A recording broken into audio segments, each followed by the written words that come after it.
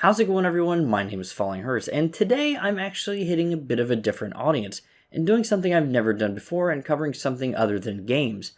And that's actually television. Really weird for me, but hey, you gotta talk about what you like. And for me, my favorite show of all time and one of my favorite pieces of content of all time is Game of Thrones. Both the A Song of Ice and Fire books, from what I've read, I won't lie, I haven't gotten completely into it yet. I kind of fell off when I realized I needed to wait for another book and stopped reading. However, the show is something that even to the end, I did love it. There were issues, sure, and very big issues with that. I didn't love the ending. A lot of people hated it. I won't go that far, but all the same, I was really excited that per The Hollywood Reporter, that there is a Game of Thrones sequel show featuring Jon Snow in the works to some degree. Granted, it may not ever come out because it's not been announced and nothing like that. It could not even make it past the pilot. Who knows? But regardless, I feel like any hype that's built up and drummed up around it is good for the show. So here I am making a video. And with all the information about it kind of trickling out over the last week or so, I was kind of really excited to make a video for it. So I don't think this is going to be super long, but I'm going to break down everything we do know about the Jon Snow spin-off series. And from the actual Hollywood Reporter report, we don't really find out too much information, just that it is a sequel series set after the events of Game of Thrones and that Kit Harington is in fact attached. And honestly, the whole time I was looking around for a source of this information. Obviously it is a leak, but that's when George R.R. Martin comes in, the author of the book series. And this bit of news comes actually from his pretty frequent blog posts. I follow him on Twitter, he posts them, but I never read them.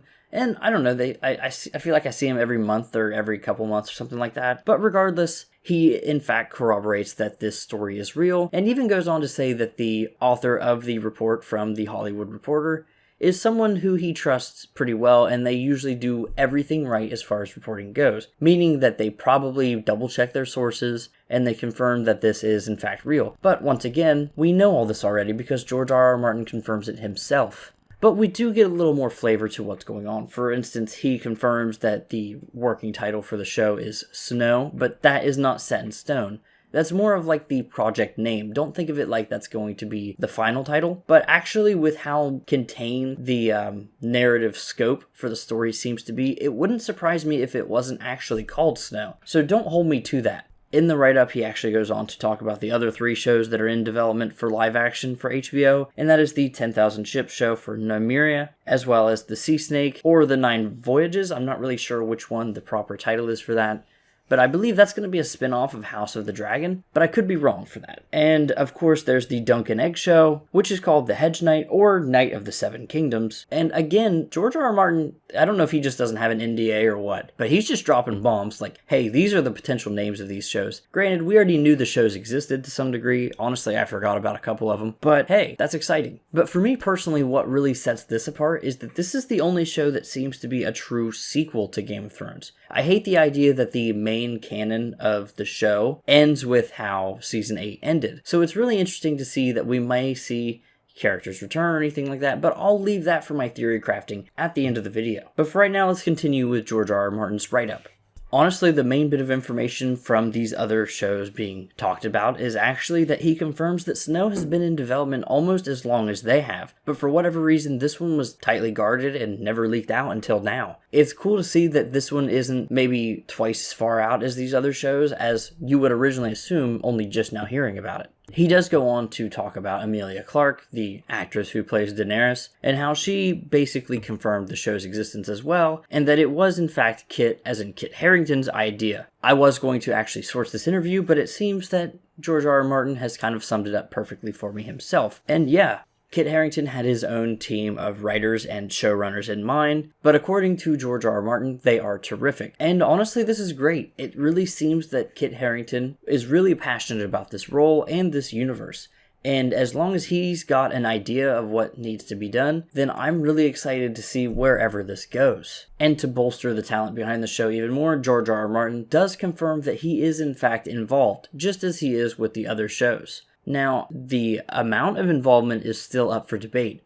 However, I'm sure he will be basically giving his blessing. This is uncharted territory. I'm sure that George R. R. Martin has thought about, but this isn't something that has ever been written out before in any meaningful ways. So basically, Kit Harington saying, hey, I want to do this or this with potentially this character would probably need to get George R. R. Martin's blessing. And really the only final bit of information we do get is the stage of development for any of these shows. And he confirms that all 4 shows are in the script stage, which means that the outlines and treatments have been written and approved, which really just means that the overarching story has been planned out to some degree, the major plot points. Now that the script is in development, that means that we're getting dialogue treatments and different things like that. And he said that they will be given second and third drafts as well, and that's really it, until something compelling is picked up for a pilot, in which case the pilot can either be yay or nay by HBO to get picked up for a series. And that's where we're at with the HBO Jon Snow show, as well as backhandedly the other HBO shows as well. He does go on to say that it's unlikely that all 4 of the shows do come out, but honestly, the Jon Snow spinoff has garnered more hype than even House of the Dragon, which is releasing later this year.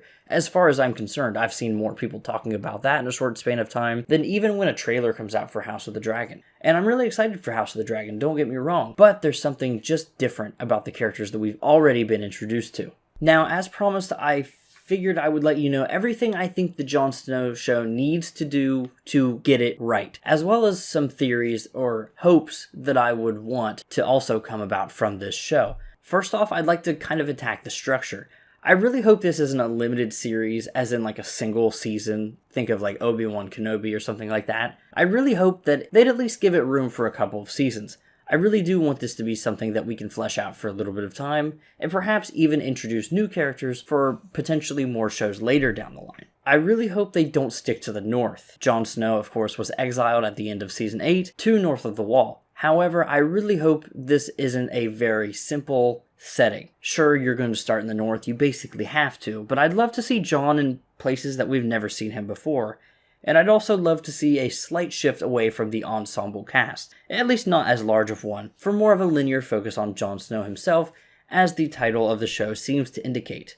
There could be other locations just in the Seven Kingdoms, like Storm's End, that we've never properly seen that could be fleshed out. Or, get this, Jon Snow is honor-bound to the North. He's been exiled there, and he will listen to that, unless something happens that only he feels like he can solve. And my only thought with this was, what if Jon Snow has a compelling reason to leave? For instance, HBO really does love dragons, and in this timeline, the only dragon left alive that we know of is Drogon, who has seemingly flown off to Essos. But what if after his mommy's demise, he's gotten a little bit more destructive than he normally is, which isn't much wiggle room if we're being honest. Perhaps Jon Snow feels that he could actually contain, as we knew that by the end of Season 8, Bran was always keeping an eye on Drogon. So perhaps, maybe just maybe, a royal edict from the king tells Jon Snow, hey, go and get your kids' shit together. Again, that's a loose theory. I'm just trying to think of anything that would actually get Jon Snow out of the North without him just being kidnapped.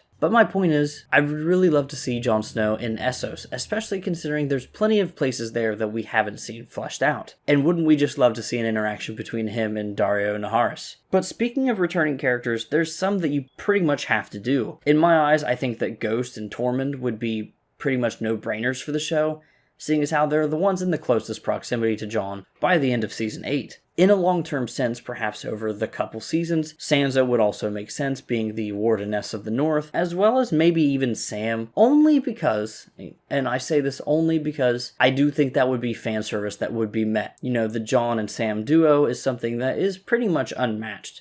Any other character, I would say, would be relatively fair game, except perhaps Arya. I don't really think that's something I see. Personally, I see her getting her own show as well, but I don't know that to be true. But really, that's all I want from the show. The last thing I would say, and this is probably the most important in my eyes, is that Ramin Djawadi should come back to do the soundtrack. I really hope they score him once again, as he did the original series, with beautiful motifs and themes throughout for each of the characters, but also the fact that he's doing House of the Dragon. They've got him on the payroll, as well as for Westworld, another HBO show, so I really hope they throw out the big bucks for this.